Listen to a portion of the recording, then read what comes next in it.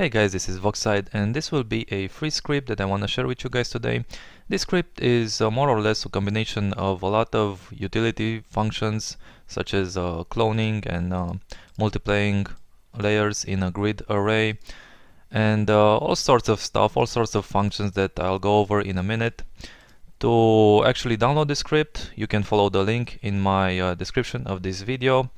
And if you follow this link, you will go to this page on my website and you can click download to download the script, and also make sure to follow these steps in installing the scripts. And also I have some examples over here which you can download the project file, see exactly how everything is laid out. So make sure to check the page out, and after you've installed the script, you can start using it. So let's go back in After Effects, and this is how the script looks. We got a bunch of tabs over here, a bunch of functions over here, and let's start with the SC tab, which stands for scene. And first, let me just dock this panel over here, just so it doesn't take as much space. So you can dock this panel, and then you can even save the workspace. So whenever you start After Effects, it will just start off with this panel over here if you find yourself using any script often. Alright, so the very first button here will be a camera setup.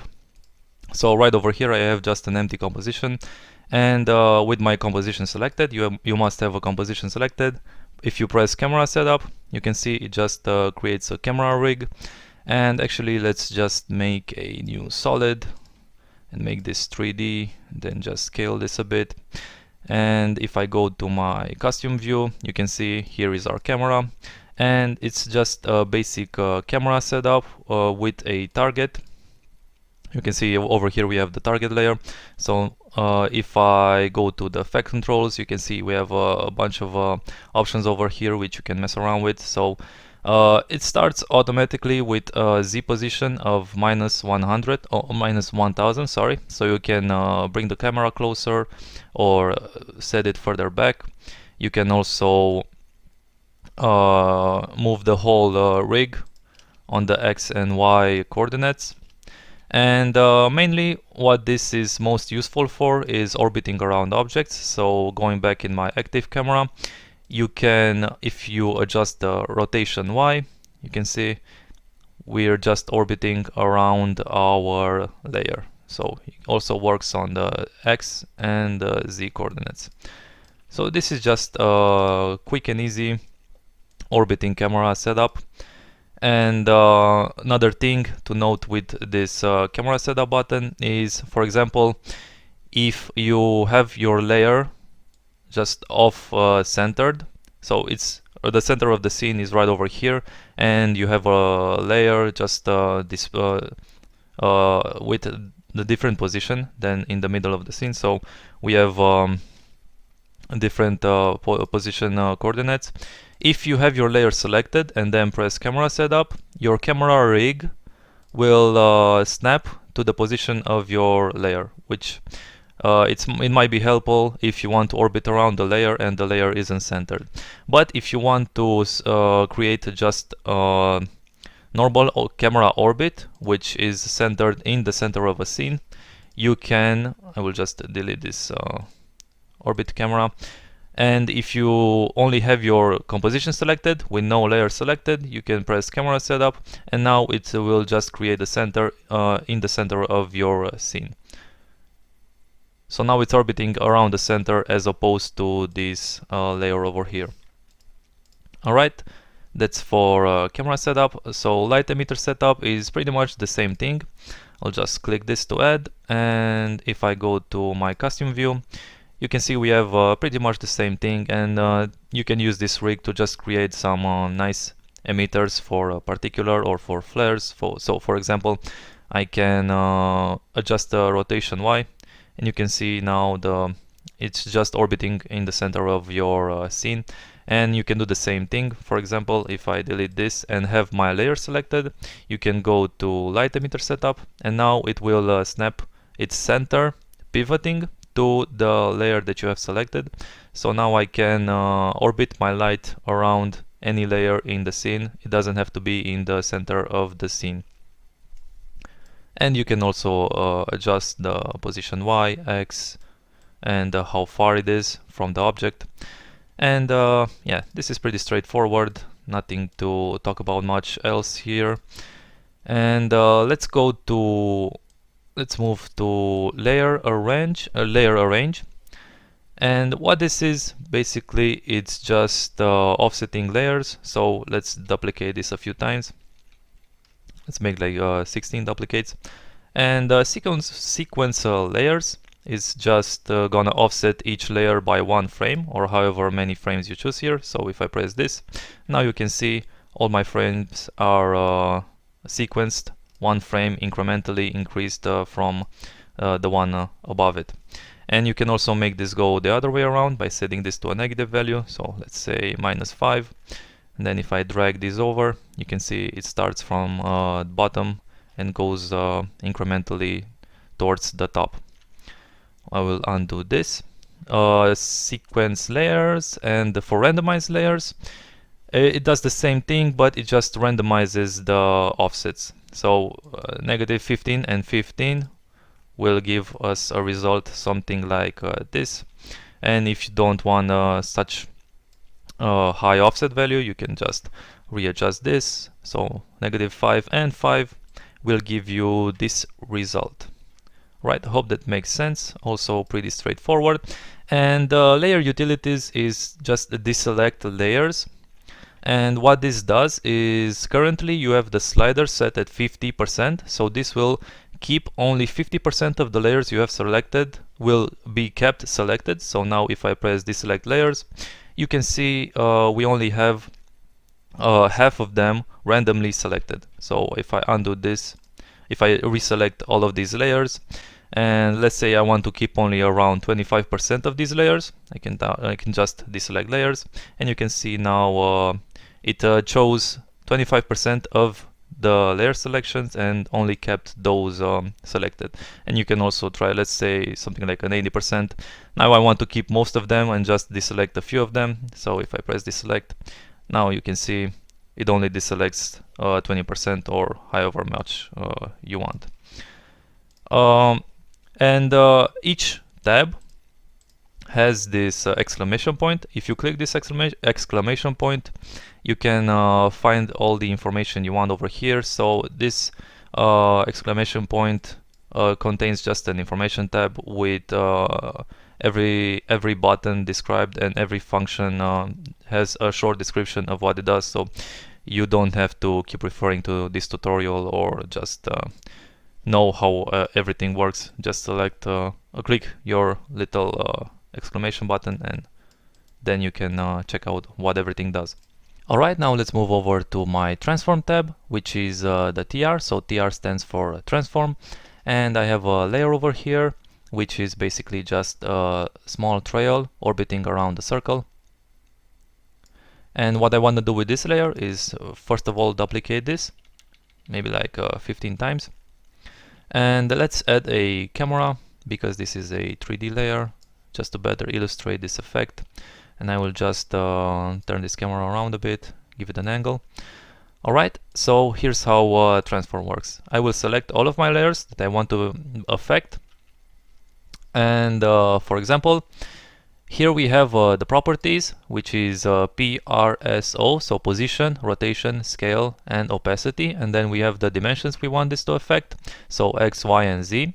And for example, for let's say I want to affect incrementally the Z position of these layers. So with all my layers selected, I will select properties P, and then for dimensions I only want the Z dimension, and for amount I will set this to -5. And now if I press sequence, you can see all of the layers are now sequentially affected, are incrementally have their Z values increased, which is just a cool little way of sort of incrementally affecting layers with their transform properties. And what I can also do with this is if I go to my scale and then only select X and Y values over here, so scale doesn't take Z dimension. And now for amount I will set this to -1 and just press sequence. Now you can see we also affect their opacity incrementally. And maybe this is a little too much. Let's set this to 0.5. So now we have sort of this nice 3D fake look. And what else we can do over here? Let's say I want to affect opacity, so opacity doesn't take any dimensions. You can set this to -1, and if I press sequence, it doesn't really notice. You can't really notice it that much because the amount is too low. So let's set this to -5, and now you can see we sort of have this fading effect, and maybe this will give you an idea of the uses for this. Also, we can, let's say we want to affect the rotation on the Z axis. So what this will do is sort of offset all of the layers Z position. Let's use a value of -1. And now if I press sequence, you can see they're all kind of flipped incrementally. And we can really easily create some nice effect. This is really good if you want to create sort of this fake 3D look. Alright, let's move over to clones, which is a CL tab. So I have a layer prepared over here, which is just this 200 by 200 shape layer, which has a little bit of animation. And let's start with the clone. Clone's amount, if I set this to 15 and then just press clone, you can see it creates 15 duplicates of the original layer. Alright, let's say we want to make clones in an array. So we can set up some array values over here. Let's say I want a 10 by 10 array, and the range I will use 200 by 200, which is the size of this layer. So now if I press generate, you can see it just creates, multiplies all the layers in sort of this array fashion. And now if I, for example, if I go to my scene tab and randomize layers, you can see we're kind of creating this sort of offsetting animation effect. Let's actually increase this a bit just so I can demonstrate this better. Now you can see we're sort of creating like this nice looking grid, so you can create some very interesting effects with this. And let's see what else we have over here. So for clones, you don't have to use the same values for vertical and horizontal, so you can also have, for example, just 10 horizontal pieces and just one column. And now if I press generate, you can see we only have one row. So you can do the other thing around. You can have one of these and 10 columns. So now you can see it just multiplies these vertically.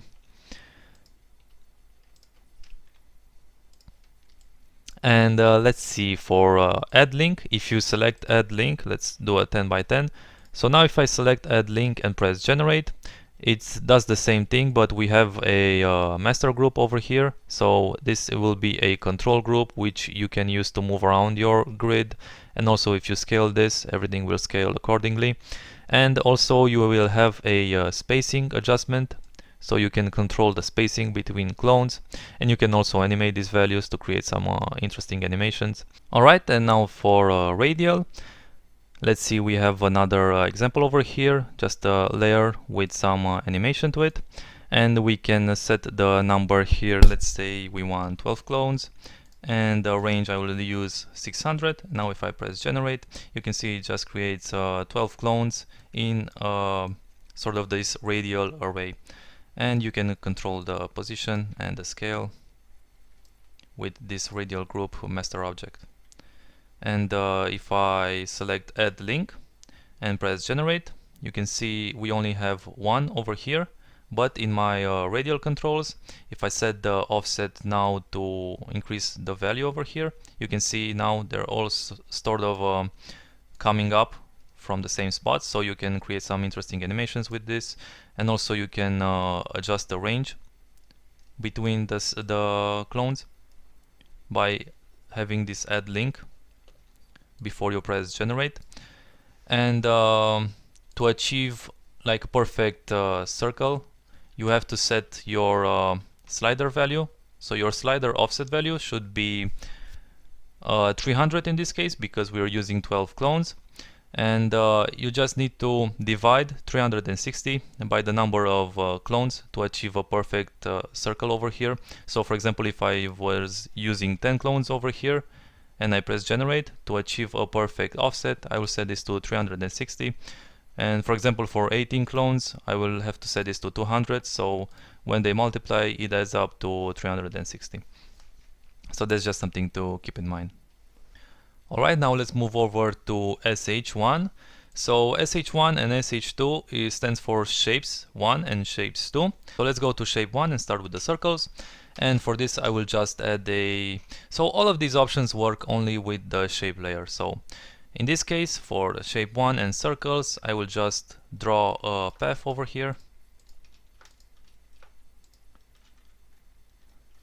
Let's actually create more vertices for this path to better illustrate how this works.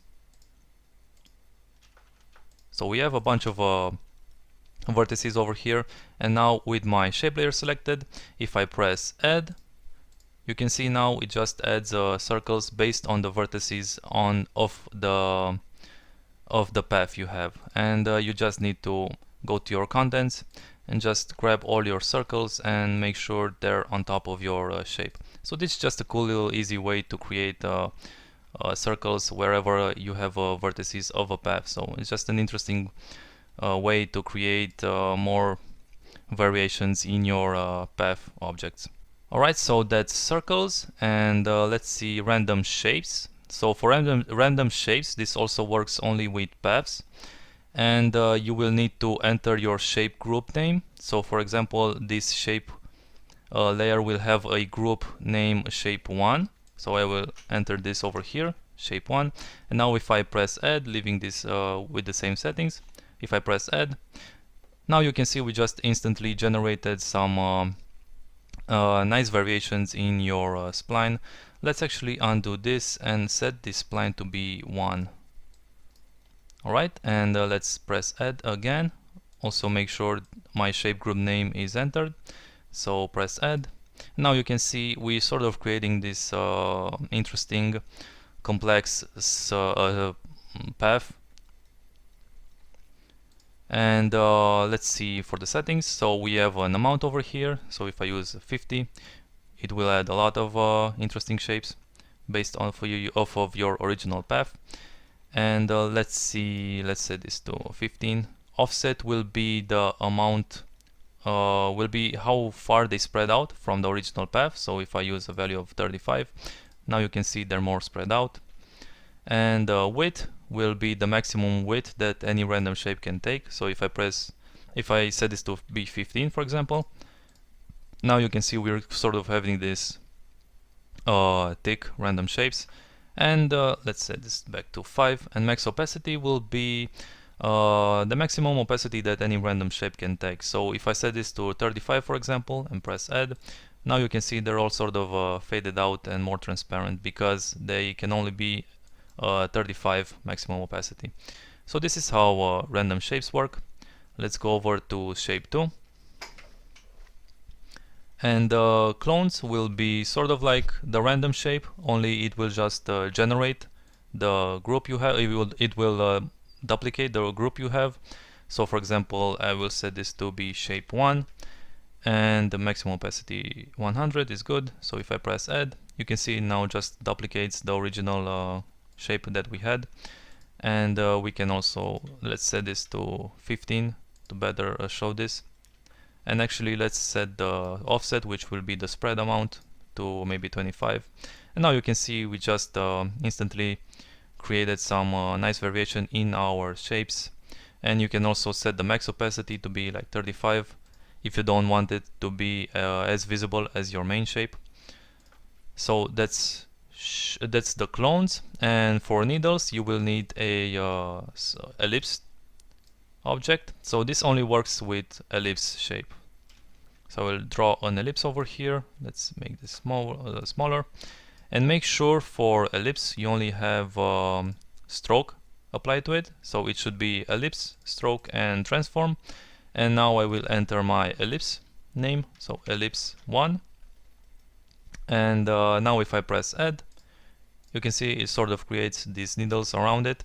And this is just a quick and easy way to create needles, and you can really easily and fast create just a lot of variations with the needles. So for example, I will undo this, and let's say I want to create 100 needles and set the height to 10.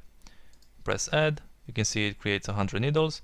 And let's say I want this to be 15 now, and set the height to 20.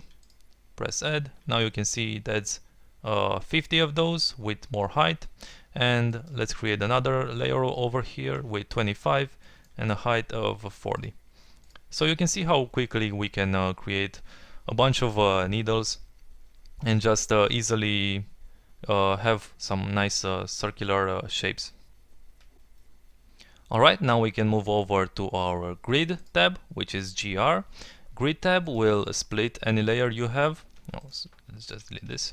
So grid tab will split any layer you have into a grid. So for example, if I use a value of 10 and 10 over here, and we're not going to worry about add transition for now, so I will set this to 10 by 10 and just create add with my layer selected, and just create add, click create.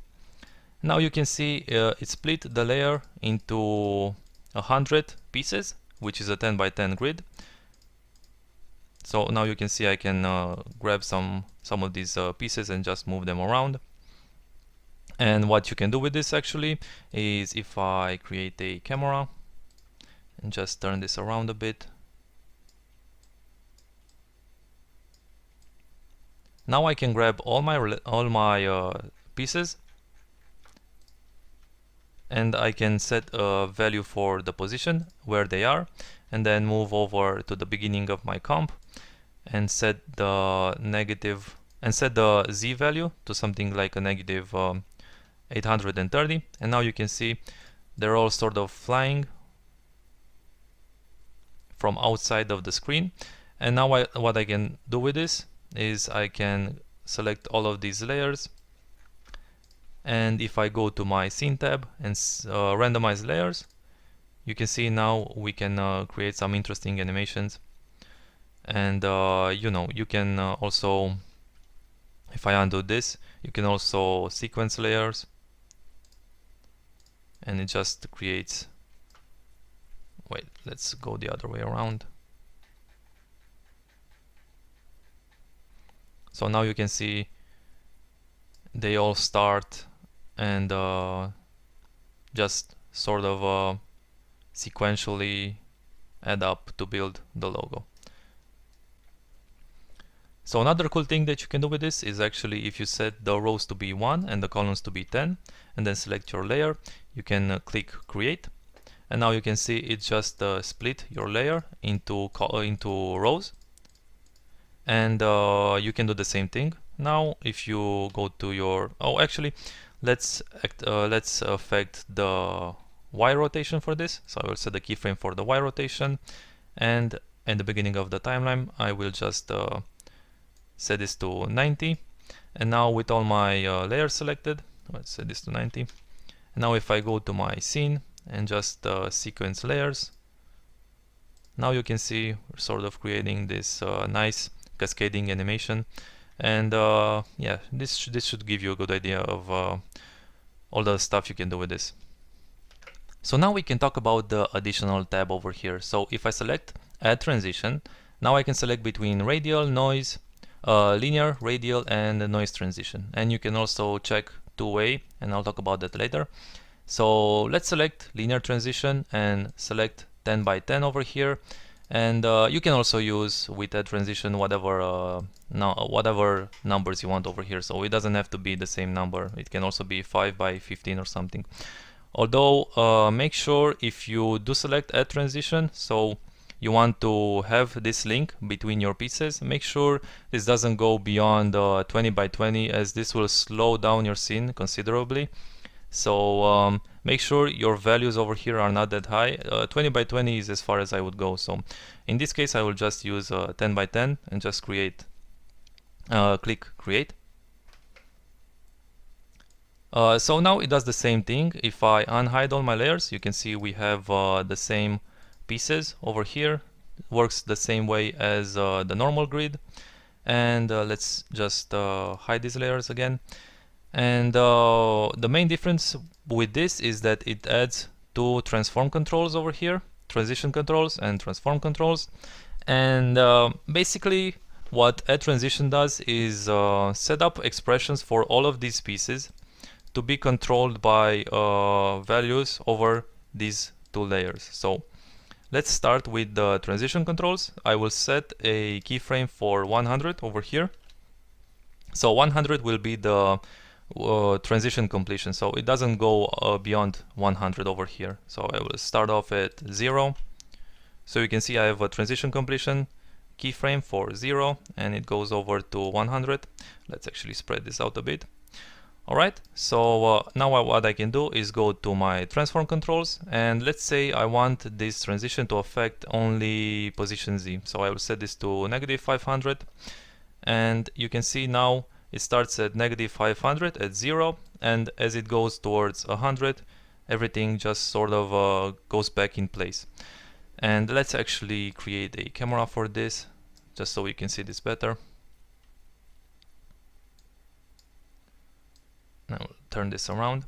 So now you can see the pieces start at 500, -500, and when the transition completion reaches 100, they all go back to being 0. This doesn't look all that great though, but what you can do with this is if you go to your transition controls, and here is where the fun begins. If you increase the feather, now you can kind of see we're having a much smoother result, and you can better see exactly what's going on. So let's set this actually to be -700, just so it's sort of off screen.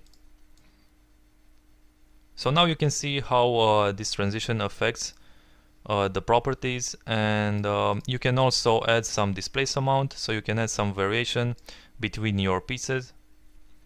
So for example, it's still a linear transition, but it just adds a little distortions between each pieces. So now you can see we're kind of having this variation between the pieces, which is really nice. And you can also affect the direction from where the transition starts, so you can sort of have from the other direction. So you can kind of start to see how useful this can be. So we can affect the transition direction, the feather amount. So maybe you don't want this to be that smooth. Let's actually set this back to something like this. So I want this to start from around this part. So maybe you don't want this to have any variation. You can set the displace amount and size to 0, and the feather, just to reduce the feather a bit, so it's just a little more abrupt. And the fun part about this is if you go to your transform options, you can you can have it affect each of these values. So if I set this to 0, now I can affect position Y.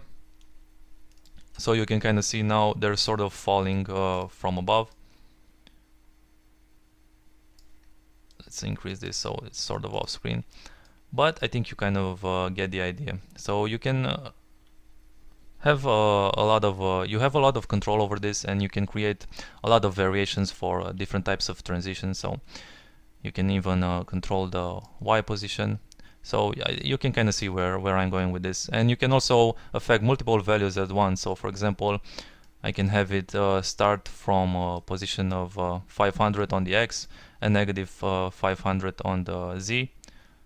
So now it's sort of coming from over here in this part, and they're sort of flying from above. And you can also affect the rotation and even the scale.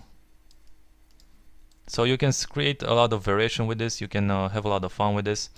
And radial and noise work in the same way. And let's actually talk about the two-way. Let's see if I can just delete all of these. So now I have my original layer over here, and if I select the same thing at transition, linear, let's actually try radial. And if I also select two-way and then select my layer and create, now I'm gonna do the same thing. I will set a animation for transition completion. So I will set the keyframe for 100, and then 0 at the start. So we have this animation from 0 to 100. And if I go to my transform properties, let's set the Z value to negative. And now you can kind of see how the radial transition works. So if I set the feather up a bit, now you can see they're sort of forming in this circular manner. And the two-way transition, what this does is it makes the pieces be affected in both positive and negative values. So if I don't have the two-way transition, the pieces will only come from this part over here, alright? And since I have the two-way option turned on, now they're kind of coming from both sides. So you can create a lot of interesting effects with this technique. Let's have some variation over here, and you can kind of see where I'm going with this. So now they're coming from both sides and sort of forming in this radial manner. And noise works in the same way. It's just they're all coming at random places, and you can also mess around with this and just try out different results.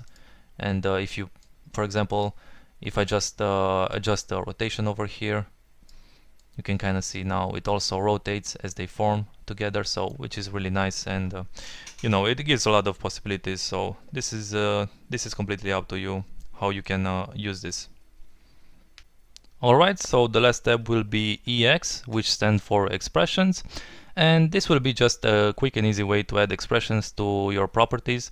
So in order for this to work, for these buttons to work, you have to have your layer selected, and you have to have your property that you want to apply the expression to selected. So for example, if I want to apply a wiggle to rotation, I will have the rotation selected, and I will press wiggle. And now you can see we sort of add this wiggle rotation expression, and you can then control the wiggle amplitude and the frequency with these custom sliders. And now to demonstrate overshoot, I have a simple animation of a cube over here that is just moving from place to place. So this is the basic animation, and now I will select the position, which is the where I want to add this expression. And if I click overshoot and now preview it, you can kind of see it has this jiggle or wiggle effect based on the position it's moving from. And this is a really cool and easy way to just add a lot of variation to your animation. So if let's say this also works for any type of property. So if I set the keyframe for scale, it's 0, and then move this to 38, so we have sort of this animation. And I will delete these controls and press overshoot. Sorry, let's delete this and make sure the scale is selected and press overshoot. Now you can kind of see we're adding this wiggle effect to the scale, which is great. And by the way, this expression is made by Dan Ebberts over at MotionScript, so make sure to check him out. I will leave this link in the description. So all credit goes to him. This is his expression. It's really amazing, and you can check out the whole article by following the link. And then let's actually delete this expression, and what we have left is a regular loop and ping pong loop. So regular loop, if I select the scale now and press regular loop, just adds a loop expression, so it goes from keyframe 1 to keyframe 2, and then the next frame it goes again from keyframe 1 to keyframe 2. So it just creates a loop. And the difference between ping pong loop and the regular loop is if I add a ping pong loop to this scale, now it goes from keyframe 1 to keyframe 2, and then back to keyframe 1, and then back to keyframe 2. So it creates sort of this oscillating effect as opposed to just repeating the keyframes starting from next frame. So that's about it. Just make sure to click the little exclamation point for each tab to check out in detail what everything does, and hopefully this will give you a basic idea of what this script can be used for. Hopefully you find it useful. Let me know what you think in the comments, and this is it. I'll see you in the next video.